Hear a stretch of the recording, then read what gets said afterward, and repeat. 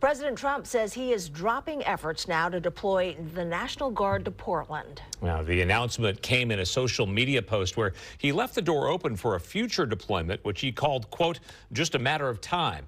Fox 12 investigative reporter Ezra Kaplan has been following this story for months and has more on today's announcement. The administration's efforts to deploy troops to Portland began at the end of September when President Trump federalized 200 members of the Oregon National Guard, despite objections from state leaders, including the governor. The president said that it was to protect what he described as a war-ravaged Portland, and that the troops would be deployed to protect the ICE facility, where protests have been focused and persistent. What followed was a fast-moving legal battle led by Attorney General Dan Rayfield to block that deployment. So far, the legal defense has cost over $1 million and has been marked by repeated wins for the state, both at the district and appellate levels.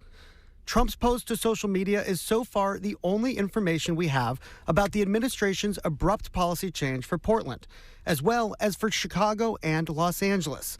It reads, in part, Portland, Los Angeles, and Chicago were gone if it weren't for the federal government stepping in. We will come back, perhaps in a much different and stronger form, when crime begins to soar again. Only a question of time. There are currently 100 National Guard soldiers still federally activated but not deployed.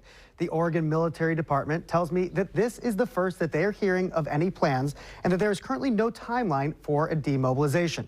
They referred me to the Department of War for further comment, but we've not yet heard back.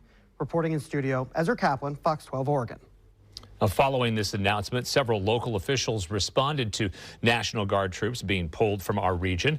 Mayor Keith Wilson said in part, quote, we are not clear on the claims made in this social media post, as National Guard troops were garrisoned locally but never deployed in Portland.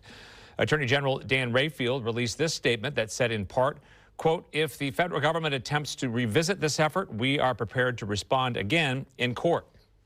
And Governor Tina Kotek also released a statement saying, quote, my office has not yet received official notification that the remaining federalized Oregon National Guard troops can return home.